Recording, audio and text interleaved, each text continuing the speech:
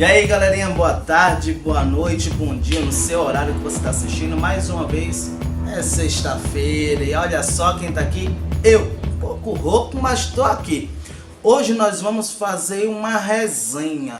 Velho, nós vamos resenhar um livro fantástico. Mas, antes de mostrar esse livro para vocês, eu queria fazer uma breve reflexão. E aí, racismo existe ou não existe?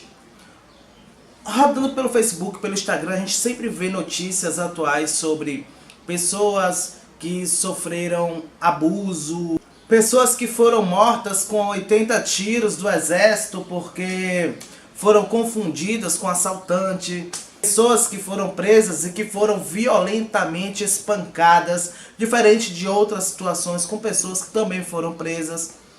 E nós vimos os movimentos sociais todos denunciarem esses casos como os casos de racismo. Mas será que de fato é racismo? O que é o racismo na sociedade brasileira? Bem, antes de tudo eu quero dizer para vocês que estão aí me vendo que o racismo é um sistema que organiza a sociedade em hierarquias organizadas a partir da raça, ou seja, pode ser por critérios que envolvem a etnia quanto o fenótipo. Esse sistema foi gestado no século XIX a partir das ideias de Charles Darwin, que foi apropriado por cientistas sociais que criaram o darwinismo social, coisa que nós já discutimos aqui. Vejam outro videozinho sobre darwinismo e história. Partindo do pressuposto que o racismo é um sistema hierárquico, ou seja, que pressupõe a lógica de poder de cima para baixo, onde existem alguns sujeitos que estão no topo dessa hierarquia e outros abaixo, onde o topo pressiona os de baixo, pressupomos que a partir do nosso histórico, da nossa história, no Brasil, o racismo é um sistema que afeta diretamente a população negro-brasileira. Por quê? Porque na nossa história foi justamente essa população que sofreu essa pressão de cima para baixo. O fato é que no Brasil o racismo existe sim, e ele não é velado como muitas vezes a gente pensou. Ele é sentido pelos sujeitos que passam por ele. Mas e a discussão sobre racismo reverso? Seria necessário que nós invertêssemos todo o processo histórico do nosso país para dizer que existe um racismo reverso. Mas e como é que as pessoas sentem esse racismo? Eu acho que é isso que a gente vai pensar hoje. Eu acho que é isso que a gente vai falar hoje a partir da experiência literária, né? Como é que se sente o racismo? Quais os limites do sentir? Quem sente o racismo? Como sente ele? Será que todos o sofrem, o sentem, o percebem da mesma maneira ou não? E aí, eu vou apresentar para vocês isso aqui. É o livro da Toni Morrison, a primeira mulher negra Nobel de Literatura no ano de 1993. Ela que traz em sua trajetória uma gama de escritos sobre trajetórias, sobre vivências e literatura, poetizado com uma linguagem muito acessível, embora incisiva. E ele foi indicado por uma pessoa que eu tenho uma admiração intelectual muito grande, e pessoal, inclusive, eu não a conheço pessoalmente, que é a Djamila Ribeiro, né? Um nome hoje importante na construção política, filosófica e intelectual do nosso país e que tem ocupado espaços importantíssimos. Então a Djamila Ribeiro indicou ele. E ao ler eu não consegui parar de pensar na maneira como a Djamila construiu os seus próprios conceitos, como lugar de fala. E como o livro de Toni Morrison, ele me coloca no lugar de conflito, né? Por ser um negro mestiço. Mas sobre isso, sobre os meus conflitos e os conflitos que a obra da Toni Morrison, O Olho Mais Azul, traz, a gente vai falar daqui a pouco. Agora, chama a vinheta aí, DJ!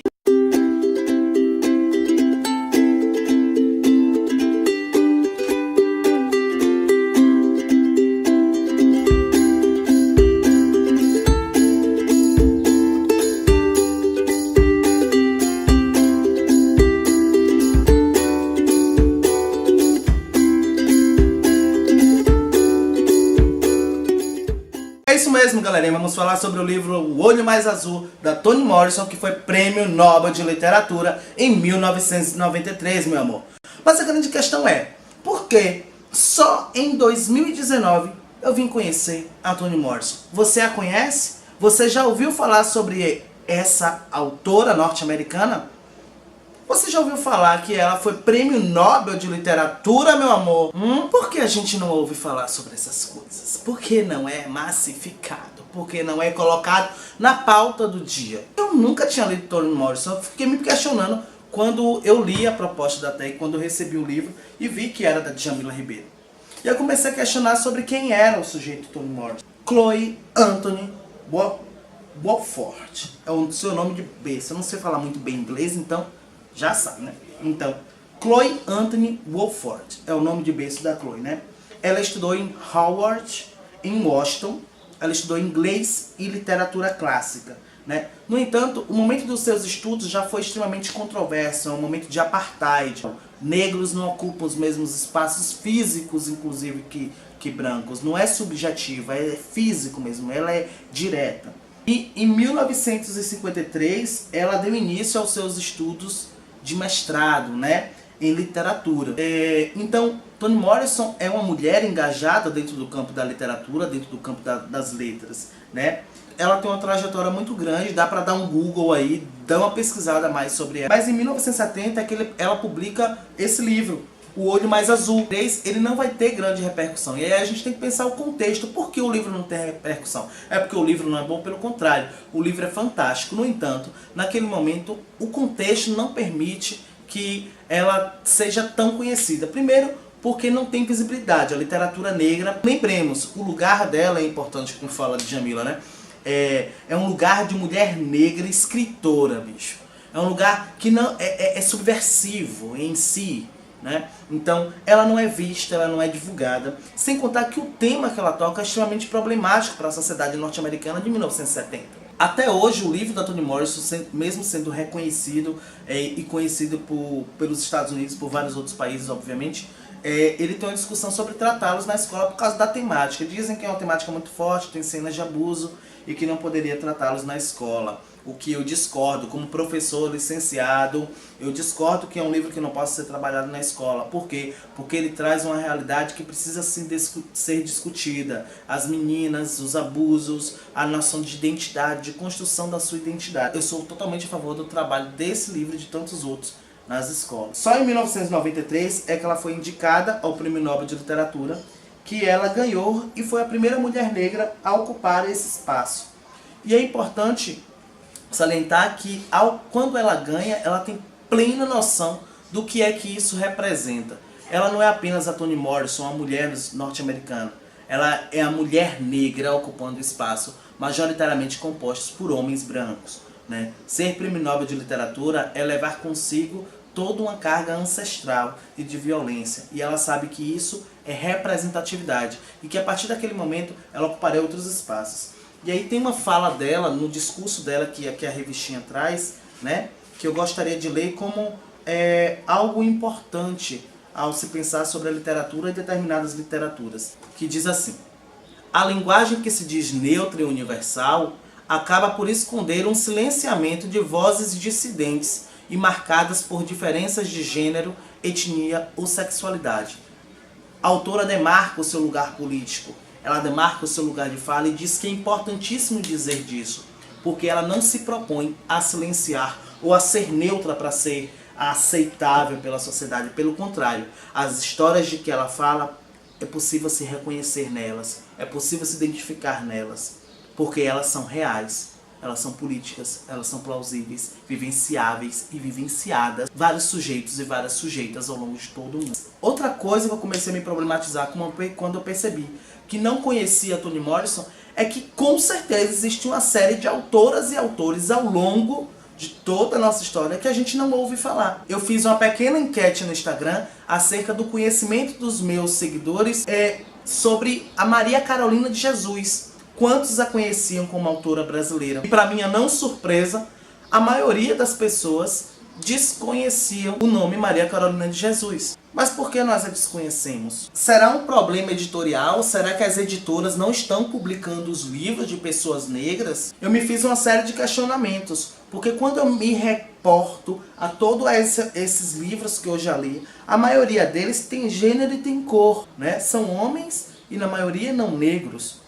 Então, Isso é importante. Cadê os negros? Quando eu começo a tecer essa reflexão, uma série de problemas me vem à mente. Um deles é, será que é um problema editorial? As editoras não contratam escritores negros? Existe uma seletividade para a publicação e divulgação dos livros? Ou seja, será que existe uma seletividade de ordem racial para publicar e, mais do que publicar ainda, divulgar esses livros? Ou os olhares são enviesados e delimitam espaços para negros na sociedade brasileira, ou de fato a população negra tem dificuldade de acessar esses espaços por outras nuances, inclusive? Ou será que os negros não gostam, não sabem, não se interessam pela leitura, pela escrita, pelo mercado editorial? Eu percebo que o mundo das letras, ele é sim ocupado pela população negra brasileira. O fato é que eles são invisibilizados. Nós somos invisibilizados de todas as formas. Todos os negros. Parece que temos mais dificuldade de acessar determinados lugares, ocupar determinados espaços, né? Mas o campo das letras, historicamente falando, ele sempre foi ocupado pela população negro-brasileira. Desde lá do Teatro Experimental do Negro e mesmo antes disso, né? Quando o campo da educação sempre foi um campo privilegiado para não negros. E quando a população negra começa a perceber que esse campo é um meio de ascensão, um meio de ocupar outros espaços, eles ocupam com espaços não formais mesmo. É assim que nascem as primeiras agremiações carnavalescas. Talvez a estrutura racial é que não permita que nós conheçamos mais desses autores, né? Pois bem, dada essa conjuntura, dado esse contexto, e demarcando que são literaturas que são marcadas pelo racismo, é perceptível que nos escritos trazem muito das suas próprias vivências, né? A Maria Carolina de Jesus, a Conceição Evaristo. A Conceição Evaristo tem um conceito de escrevivência, né? Onde o sujeito coloca no papel, imprime no papel boa parte das suas sensações, das suas experiências. E mesmo sendo personagens fictícios, estão ali impressas suas sensações. E partindo para o livro da Toni, né, O Olho Mais Azul, eu de cara já fiquei extremamente eufórico, porque nas primeiras páginas ela usa um recurso estilístico para demarcar a velocidade. Eu não estou falando de uma velocidade simples assim, de algo que fica no subjetivo, na subjetividade do sujeito quando lê. Não, eu estou falando que ela usa um recurso que de fato parece que você corre quando você lê. Olha como é que ela faz. As primeiras palavras, onde ela vai descrevendo um pouco da casa de uma das personagens, que é também a narradora do livro, que é a Cláudia McTeer, alguma coisa desse tipo. São 3 parágrafos distintos com a mesma descrição. No primeiro momento ela utiliza toda a pontuação, todo o espaçamento, gramaticamente falando, muito bem organizada, muito bem estruturada. No segundo parágrafo é a mesma descrição, mas ela retira toda a pontuação, o que vai imprimir certa velocidade na maneira como a gente lê. E por fim, ela tira todo o espaçamento e toda a pontuação, como se o texto tivesse sido corrido, sabe? E eu fiquei muito intrigado com essa maneira de escrever e ao mesmo tempo achei muito interessante, muito valoroso. E eu acho que é a maneira como o livro ele vai ser lido ao todo o tempo. Sobre a estrutura do livro, o livro está dividido em 4 partes, né? Outono, inverno, primavera e verão. São 4 estações do ano que demarca maturidade, mas essa maturidade enquanto tomada de consciência e ao mesmo tempo de como os conflitos raciais são apresentados. Só que não são apenas conflitos raciais, são conflitos raciais e conflitos de gênero que a personagem Pecola, junto com a Cláudia McTeer e a sua irmã Frida McTeer, elas passam de toda a trajetória do livro. São 3 sujeitos, a Pecola vive um drama inicial com um conflito entre sua mãe e o seu pai, né? O seu pai vai preso, depois sai da cadeia, eles voltam, a casa pega fogo, a Pecola vai ficar na casa da Cláudia e da Frida McTeer. Então tem os conflitos internos da própria família da Cláudia e da Frida. Depois Pecola volta a morar com os pais, depois que tudo se resolve, elas voltam a viver juntas, mas a amizade permanece. A Pecola é constantemente violentada pelos outros, dizem, tem um debate sobre beleza muito intenso, né? A Pecola se entende muito feia, e aí o livro começa com as problematizações. É um livro fluido, é um livro consistente, e é um livro em que vai nos colocando a todo tempo para refletir. Os conflitos das meninas, Cláudia e Frida McTeer e Pecola Bidlover, são conflitos próprios de meninas, adolescentezinhas, negras numa sociedade norte-americana construída com base em hierarquias raciais vivendo o sistema de apartheid. Então, tem frases que são muito elucidativas de como é que esse conflito é absorvido e assimilado por elas, né? Tem uma passagem que eu vou ler aqui para vocês que eu acho bem intrigante, que é assim: tanto em casta quanto em classe, nos movíamos nas bainhas da vida, lutando para consolidar nossa fraqueza e nos aguentar, ou para rastejar cada um por si, até as dobras maiores do vestuário.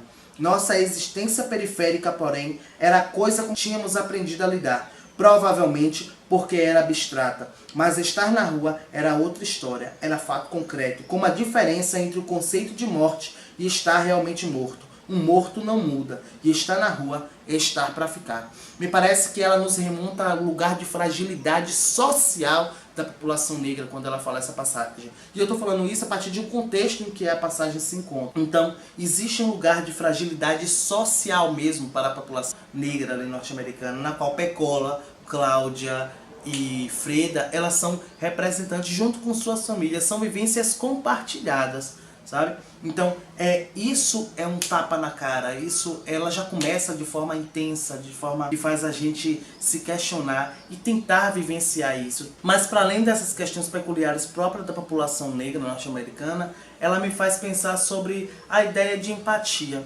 né? A Djamila Ribeiro, ela construiu o conceito de lugar de fala, que eu consigo imprimir, que eu consigo ler a partir desse lugar. Mas existe um limite para o leitor, o limite que é o seu próprio lugar de fala. E aí, em vários lugares, em vários momentos das histórias, o meu lugar mestiço, o meu lugar não demarcado, ou o meu lugar de negociação racial, me coloca em conflito com os próprios sentidos vivenciados pelas personagens. E isso eu achei formidável no livro. Que é como eu me sentia impotente, ao mesmo tempo que eu não conseguia nem imaginar aquela sensação que era descrito no romance, né? E esse lugar de fala, na maioria das vezes, era o lugar do gênero que me limitava, né? Tem uma passagem muito interessante sobre a primeira menstruação da Pecola. E é um conflito muito intenso, é engraçado para mim que estou de fora, para mim que sou um homem, que não sei o que é sentir aquilo que é descrito no livro pelo Toni Morrison, de forma muito louvável, de forma muito minimalista. Me causou a reflexão que a empatia tem um limite, o limite é o meu lugar de fala. Às vezes me parece que alguns sujeitos encaram a empatia como poder de voz. E o limite é esse, sabe? O limite da empatia é a fala, você pode ouvir, a empatia é o lugar da escuta, sabe? E é isso que o demarcador de gênero me fez perceber, dentro da leitura do livro da Toni Morrison, é que eu tenho um lugar de escuta diante dos conflitos que de forma alguma eu irei vivenciar, tanto em alguns momentos como mestiço, quanto em alguns momentos, na maioria dos momentos, enquanto homem, né? Então, é esse limite conceitual que eu comecei a pensar sobre o lugar de escuta importante nas escrevivências de Conceição Evaristo dentro do livro da Toni Morrison. E isso limita a ideia de compreensão do leitor. O leitor ele não deve sentir aquilo. Você deve permanecer no seu lugar, você não pode sair dele. Mas você vai escutar as vivências do outro, legitimando-a como tal. E isso nos ajuda a se repensar, a se refletir.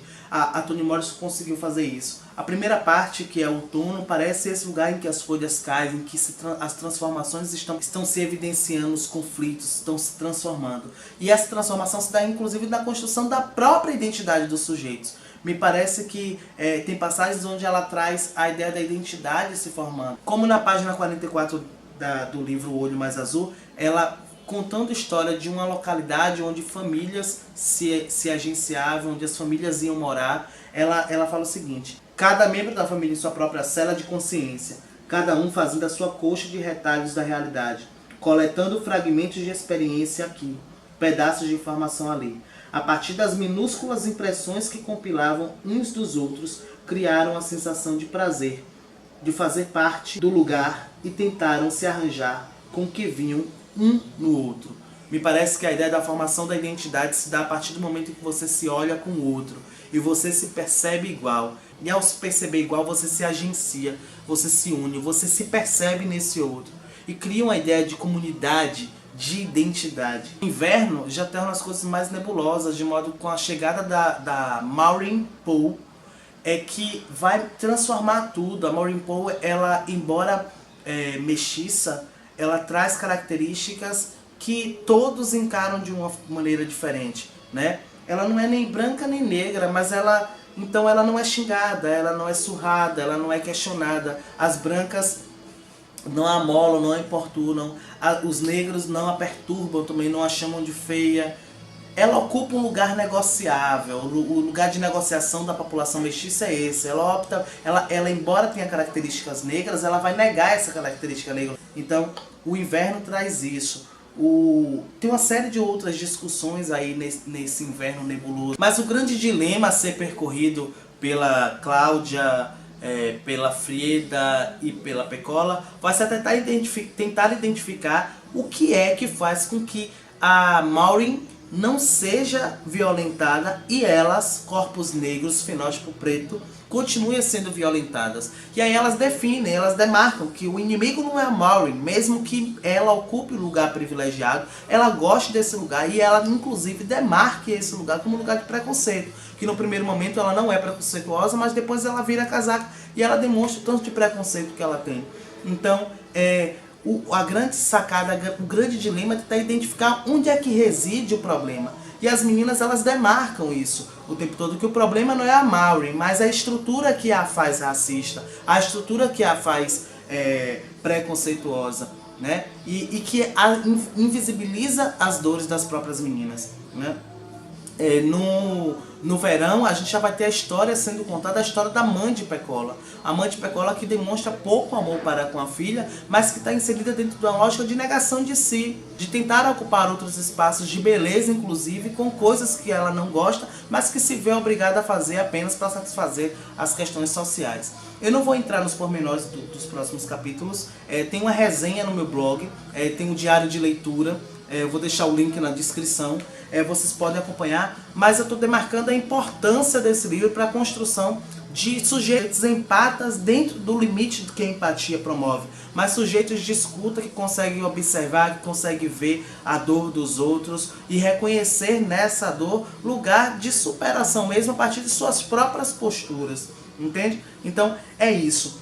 Hoje eu queria demarcar essa aqui, trazer a grande importância que tem o olho mais azul, porque Pecola queria ter o olho azul, gente. Ela começa o livro, eu esqueci de dizer isso, Pecola queria ter o olho azul para tentar sanar os problemas que é a sua pele, que é a sua trajetória, que não é apenas de Pecola, mas que é de toda menina negra, que é de toda a população negra, brasileira, norte-americana, mundial, que ainda vivencia sobre a construção racista que diz que não se pode ocupar, que não se pode ser o que quer que seja. Enfim, é isso. Espero que vocês tenham gostado. Se inscreva no canal que não se inscreveu ainda, vai ajudando, compartilha, vamos chegar mais longe, levar a literatura, conhecimento mais longe, certo? Na descrição tem o meu blog, tem o Instagram, Professor Alisson, pode seguir lá. E é isso, eu acho que por hoje é só, tá? Sexta-feira que vem tem um outro vídeo, eu tenho alguns eixos demarcados, que é literatura, né, resenha de livros, tem o eixo interdisciplinaridade e vai ter o eixo conteúdos específicos de história. Na próxima sexta provavelmente vai ser algo específico de história, mas no decorrer do tempo a gente vê. Um beijo, um cheiro e obrigado, é isso aí.